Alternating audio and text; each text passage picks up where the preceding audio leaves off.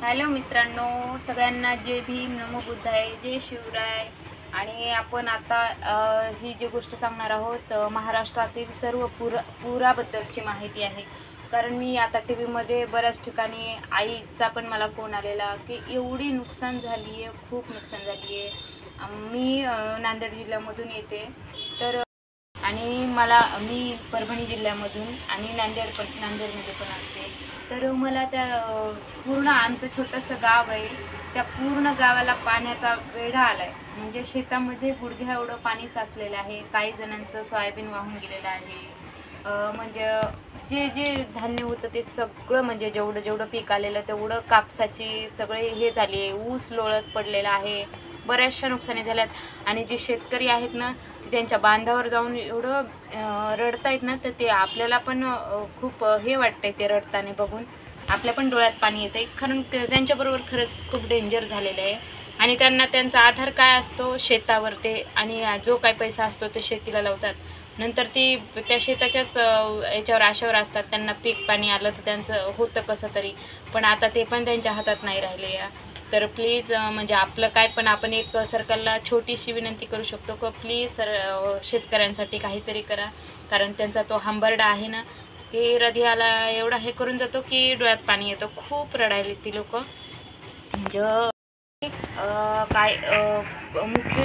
मुखेड कुठला जिल्हा आहे त्याच्यामध्ये तर माणसं पण वाहून गेलेली आहेत. त्यांच्या परिवारामधले घरामध्ये पाणी शिरलेलं आहे. गाई वासरं वाहून गेलेली आहेत. तर त्यांनी काय करावं आता? फक्त सरकारकडे काशेने ते डोळे लावून बसलेले आहेत की काहीतरी मदत करा. तर 5,000 10,000ची मदत न करता चांगली मोठी मदत करा, म्हणजे त्यांना पण बरं वाटेल. आणि त्यांचं तेवढं तर आपण भरून सरकार तर देऊ शकत नाही, मला तरी वाटत नाही एवढं भरून देऊ शकत नाही. पण त्याला होईल तेवढी जास्तीत जास्त मदत करा प्लीज. खूप नुकसान झालं आहे. सरकारनं खूप मनापासून विनंती करते की मी तर एवढी मोठी नाही, पण छोटीशी एक सरकारला विनंती करते. आणि हा आपला छोट्यासा व्हिडिओमधून जर काही कोणाला थोडंसं बरं वाटत असेल, चांगलं बोलले असेल, तर प्लीज शेअर करा. कारण अशी सगळ्या जणांनी व्हिडिओ तयार करा आणि सरकारपर्यंत एक व्हिडिओ जाऊ द्या की काय चाललं आहे.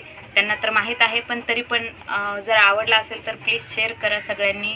आणि याच्यावर काय वाटतंय ती पण कमेंट करा. कारण खरंच मनापासून वाटतंय की शेतकऱ्याला मदत झालीच पाहिजे. शेतकऱ्याशिवाय कोणच जगू शकत नाही. शेतकरी आहे तर आपण आहोत. तर त्यांची काळजी घ्या प्लीज. आणि हात जोडून तुम्हाला विनंती आहे की त्यांना त्यांच्या याची हे द्या प्लीज. त्यांना असं वाऱ्यावर सोडू नका किंवा 10-5 हजाराची न करता चांगली मोठी मदत करा त्यांना.